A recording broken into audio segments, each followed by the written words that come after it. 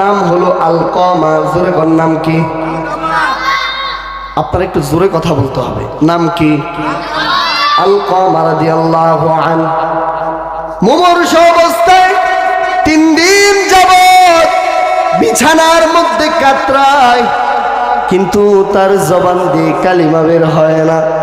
চেষ্টা করতেছে, আত্মীয় স্বজনরা কালিমার তালকিন দেয়, কিন্তু বান্দার জবান দিয়ে কালিমা বের হয় না।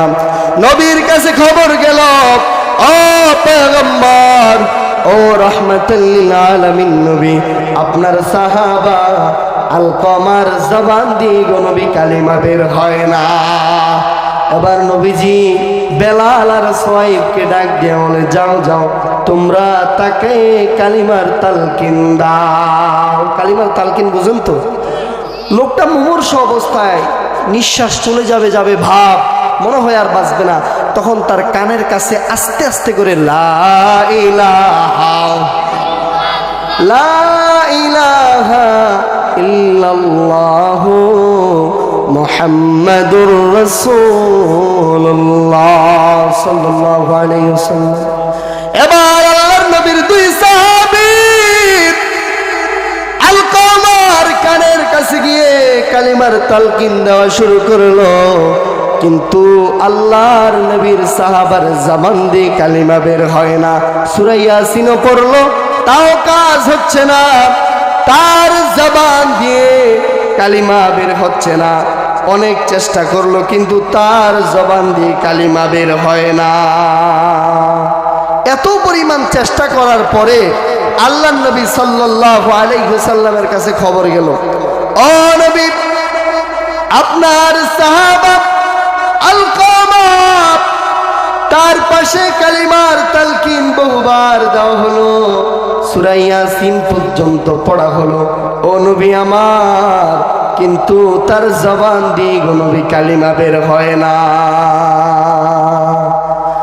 আল্লাহর নবী রাহমাতাল লিল আলামিন বলে, ও সাহাবারা যাও, দেখো আলকমার মা অথবা বাবা বেঁচে আছে কিনা। আল্লাহর নবী রাহমাতাল লিল আলামিনের খবর শুনে বাড়ির মধ্যে গিয়ে দেখে আলকমার বাবা নাই, কিন্তু তার মা দুনিয়ার মধ্যে বেঁচে আছে। জোরে জোরে আল্লাহু আকবার। এবার আল্লাহর নবী রাহমাতাল লিল আলামিন বাড়ির মধ্যে গেলেন। যাওয়ার পরে আলকমা রাদিয়াল্লাহু আনহু মায়ের কাছে চলে গেলেন। দেখে একটা কোণার মধ্যে বসে বসে মা গুনগুন করে কান্না করছে। আল্লাহর নবী বিশ্ব নবী রাহমাতাল লিল আলামিন ডাক দিয়া বলে, ও মা, আপনি কেন কান্না করছেন? আপনার চোখের গোটায় পানি কেন? ও মা, আলকমা আপনার সন্তান হিসাবে কেমন ছিল? এবার মহিলা চোখের পানি ছেড়ে দিয়ে বলে, ও নবী আমার, আলকমা আমার কথা সে জীবনও শোনে নাই, সে তার স্ত্রীর কথাই শুনতো। ও নবী, আমার কথা সে কখনো শুনে নাই। এবার নবী বলে, ও মা, আমি বুঝতে পেরেছি আজকে আপনি অসন্তুষ্ট দেখা আপনার সন্তানটার জবানে কালিমা আসে না। ও মা, আপনি আপনার সন্তানরে মাফ করে দেন। আপনি যদি মাফ করে দেন, তাহলে তার জবান দিয়ে কালিমা বের করে দিবে কে? মা বলে, নবী আমার, আলকমাকে আমি মাফ করতে পারবো না গো নবী, কারণ আমার মায়ের মনের মধ্যে অনেক ব্যথা। ও নবী, আলকমাকে আমি জীবনেও মাফ করব না। আল্লাহর নবী সাহাবাদেরকে বললেন, সাহাবারা লাকড়ি লও, আগুন জ্বালাও, যে মায়ের অবাধ্য সন্তান তাকে আমরা আগুন দিয়ে জ্বালিয়ে দেব। এবার সাহাবারা লাকড়ি আগুনের ব্যবস্থা করলেন, তাকে নিয়ে নিক্ষেপ করবে ইন দ্য মিন টাইম। মা বলে, নবী আমার, কারণ দেখবেন একটা সন্তান যতই অপরাধ করে একটা মায়ের সামনে আগুন দিয়ে জ্বালাবে, এটা মা জীবনও বরদাস্ত করবে না। কথা বলেন ঠিক কিনা?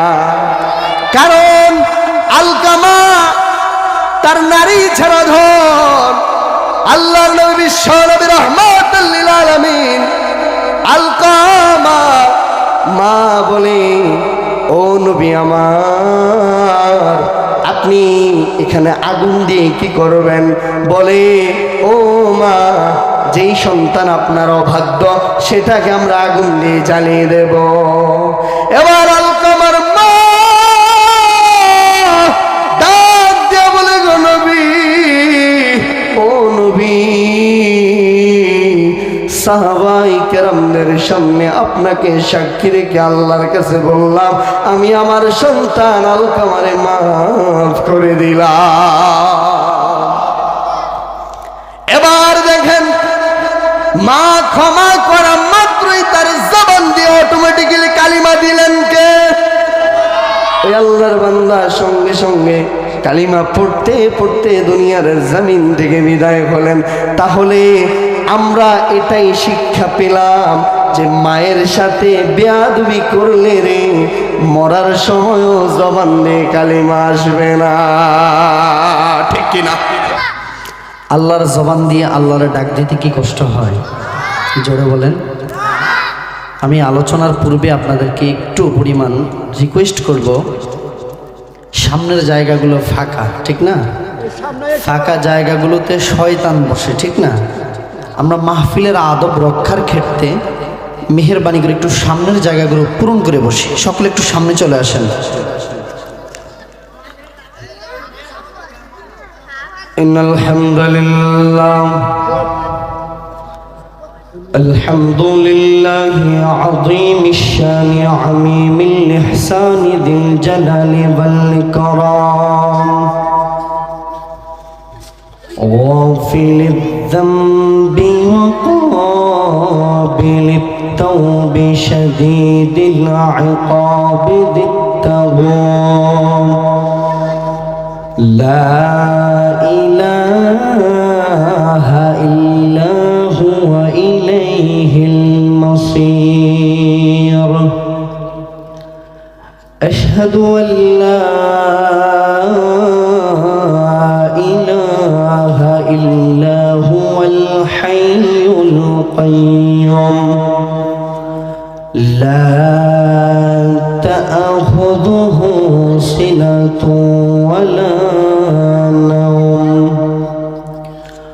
ওয়া আশহাদু আন্না মুহাম্মাদান আবদুহু ওয়া রাসূলুহু الذي أرسله بالحق بشيرا ونذيرا وداعيا إلى الله بإذنه وسراجا وقمرا منيرا. أما بعد فقد قال الله تعالى في كلامه المجيد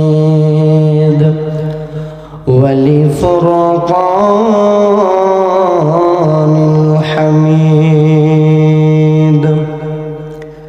সকলে একটু জবান খুলে পড়ি, আউযু বিল্লাহি মিনাশ শাইতানির রাজীম। বিসমিল্লাহির রাহমানির রাহিম।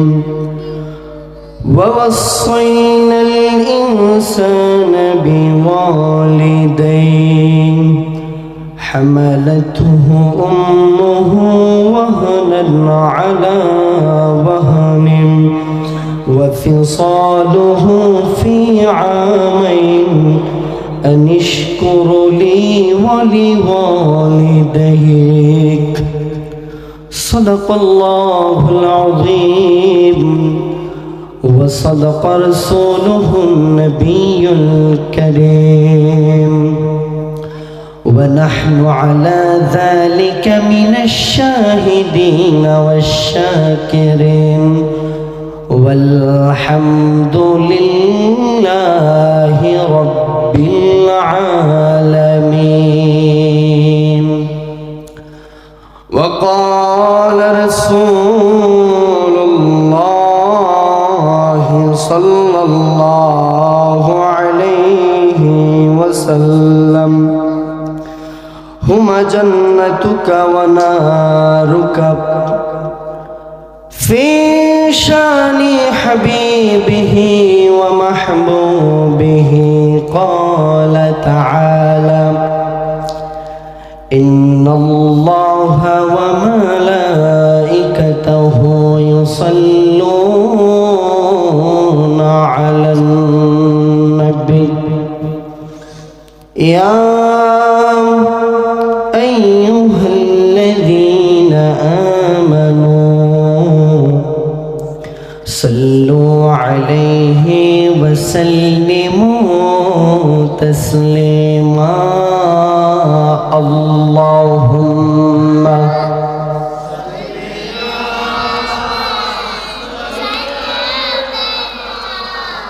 مولانا محمد وعلى آله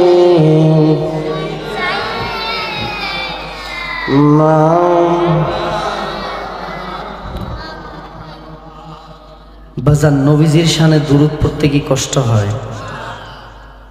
আমরা দুরূদ পড়লে রাসূলের কাছে পৌঁছে দেওয়া হয়। তো আমরা রাসূলের শানে দুরূদ পড়লে রাসূলের শানে দুরূদ পড়েন স্বয়ং আল্লাহ এবং ফেরেশতা।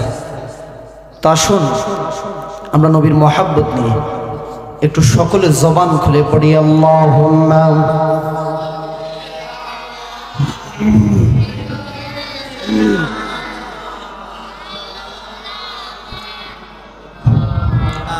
ওয়া আলা আলিহি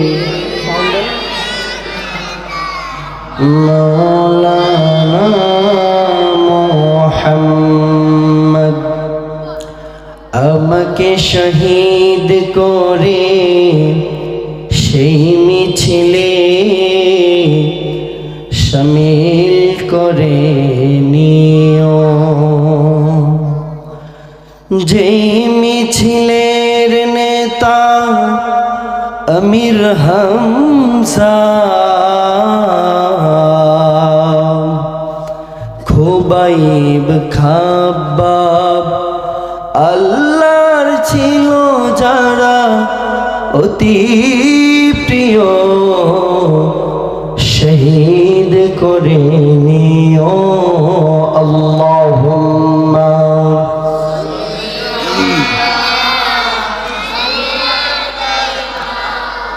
মাওলানা মুহাম্মদ ওয়া আলা আলিহি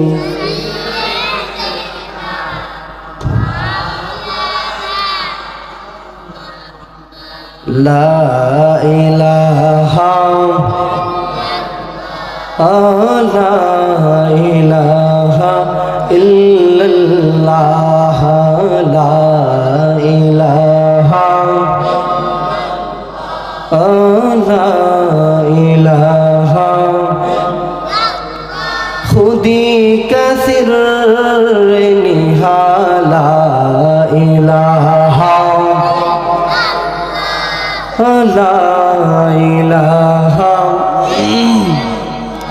ये दौरे अपनी बराहीम की तलाश में है, सनम कदार जहाँ ला इलाहा ला इलाहा ला इलाहा इल्लल्लाह ला इलाहा হাসবি রব্বি জাল্লাল্লাহ মা ফি কলবি গায়রুল্লাহ ইয়া মুহাম্মদ সাল্লাল্লাহু লা ইলাহা ইল্লাল্লাহ লা ইলাহা لا إله لا إله إلا الله محمد رسول الله صلى الله عليه وسلم الله الله الله الله الله الله Allah Allah Allah Allah Allah Allah Allah Allah Allah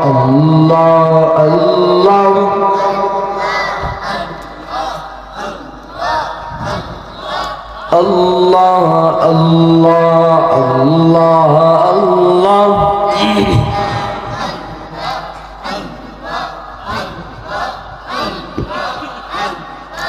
Allah Allah La ilaha illallah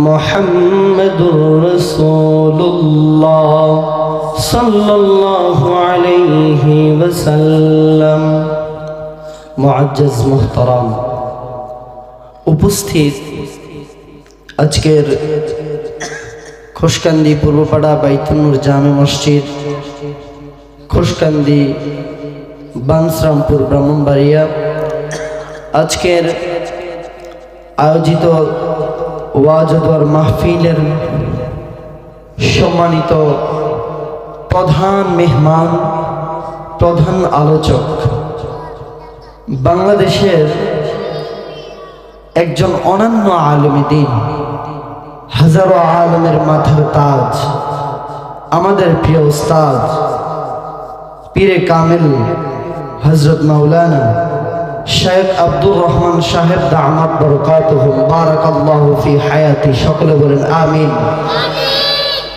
মহাপরিচালক জামিয়া ইব্রাহিমিয়া ইসহাকিয়া কাজলার পার ঢাকা শাইখুল হাদিস জামিয়া ইব্রাহিমিয়া উজানি মাদ্রাসা সম্মানিত হাজরিন আজকে আমার আগে আলোচনা করেছেন অনেক আলোচক তার মধ্যে হযরত মাওলানা ওলিউল্লাহ হাফিজি দামাত বরকাতুহু খতিব মানিকপুর মোল্লাবাড়ি জামে মসজিদ এবং আরও আলোচনা করেছেন হযরত মাওলানা ওলিউল্লাহ সাহেব এবং হযরত মাওলানা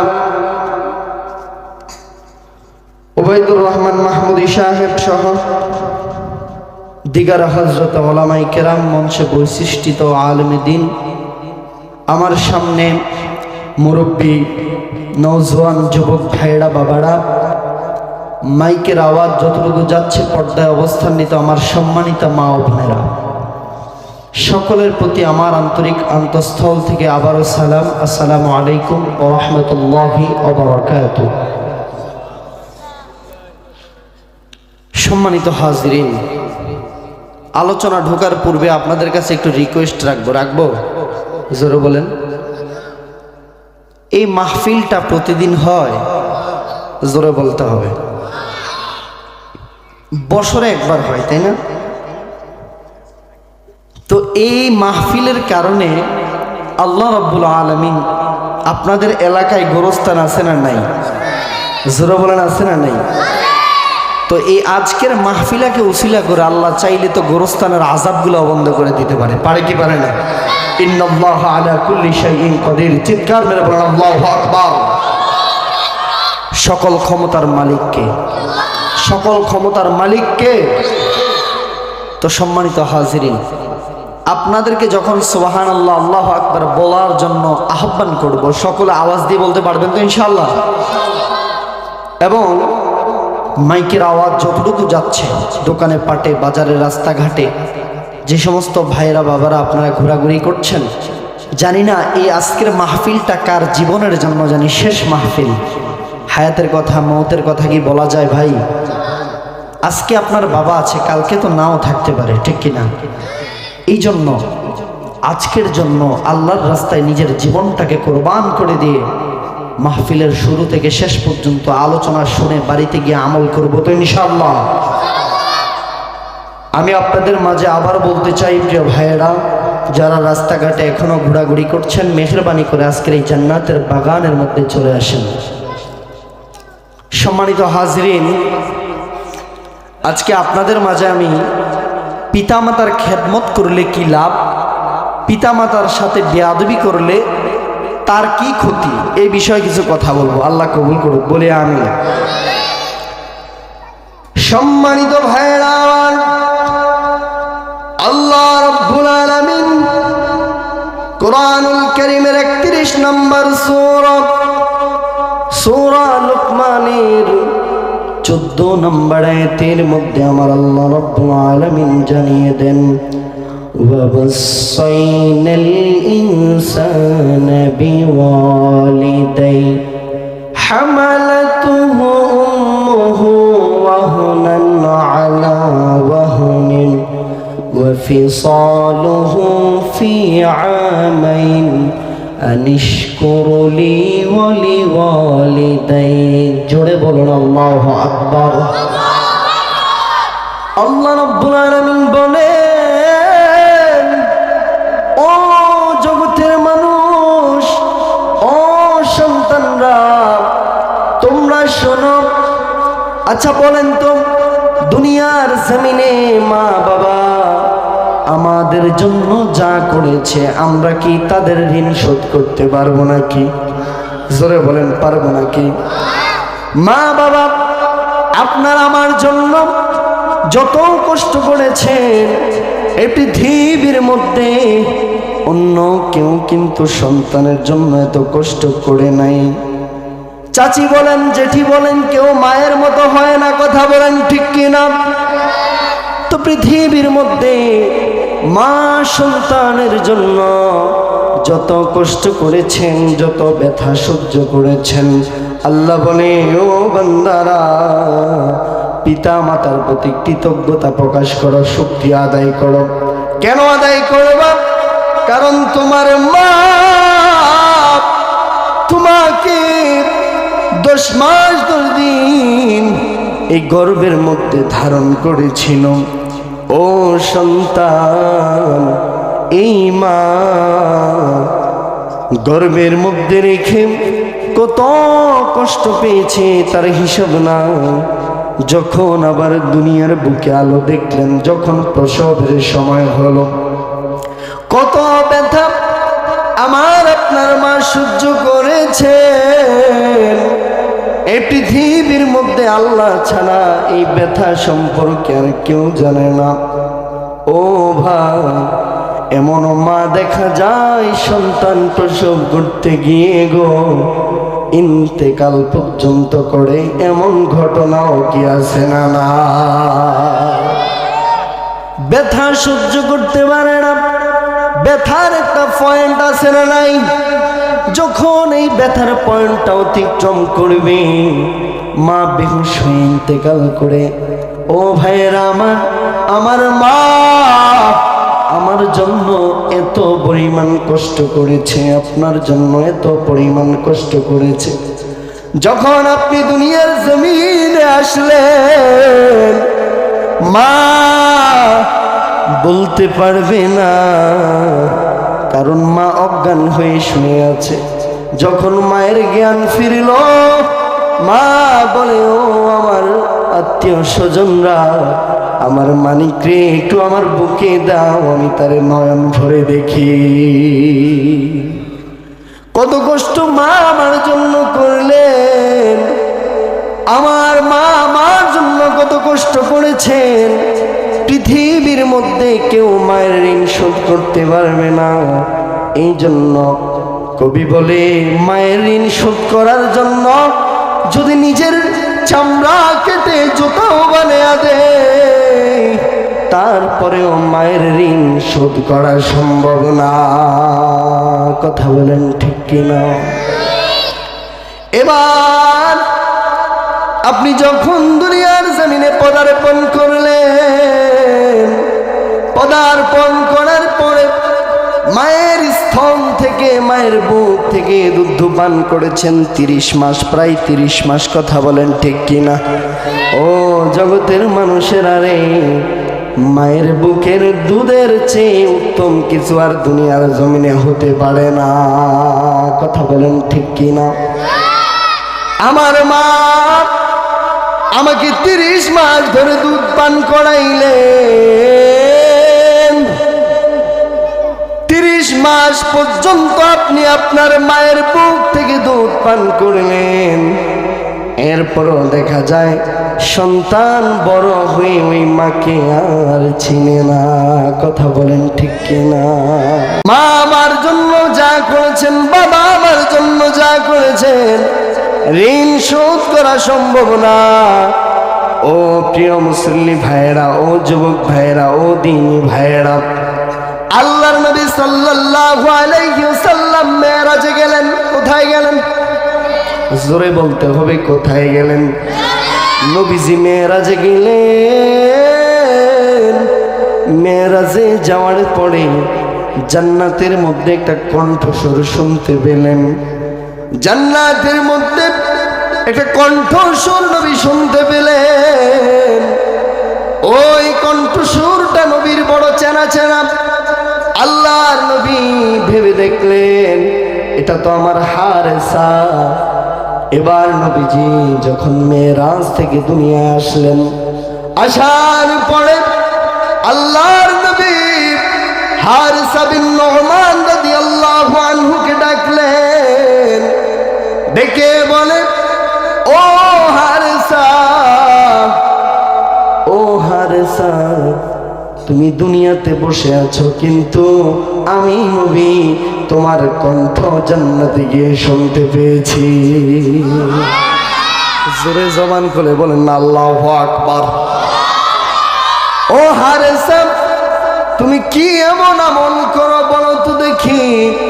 তুমি কি এমন এমন আমল করে একটু বলো তো দেখি। হারেসা রে, দুনিয়াতে বসে আছো, তোমার কণ্ঠ আমি নবী জান্নাতে গিয়েও শুনতে পেয়েছি। এবার হারেসা বলে, ও নবী, আমি দুনিয়ার মধ্যে সব চাইতে বেশি মর্যাদা দেই আমি আমার আল্লাহকে। জোরে বলেন না আল্লাহু আকবার। ও নবী আমার, 2 নাম্বার, আপনি নবী মুহাম্মাদুর রাসূলুল্লাহ সাল্লাল্লাহু আলাইহি ওয়াসাল্লামকে আমি বড্ড বেশি ভালোবাসি, আপনাকে মর্যাদা দেই। আর 3 নাম্বার, আমি আমার মা বাবাকে বেশি মর্যাদা দেই। জোরে জোরে বলেন সুবহানাল্লাহ। ও নবী আমার, আমি দুনিয়ার মধ্যে আল্লাহরে বেশি ভালোবাসি, তারপরে আপনি নবী, তারপরে আমার মা বাবা। তাহলে 1 নাম্বার কারে বেশি ভালোবাসে? 2 নাম্বার আমার পয়গম্বর রাহমাতাল লিল আলামিন নবীকে। 3 নাম্বার আমার মা বাবাকে। আল্লাহর নবী বলে, হারেসা, আল্লাহ তোমার এই আমলটা বেশি পছন্দ করলেন। ও হারেসা, আল্লাহ তোমার এই আমলের বিনিময়ে তোমার কণ্ঠটাকে জান্নাতে পর্যন্ত নিয়ে গিয়েছেন। জোরে জোরে বলেন আল্লাহু আকবার। দেখেন, আল্লাহর পরে নবী, নবীর পরে মা বাবা। কথা বলেন ঠিক কিনা?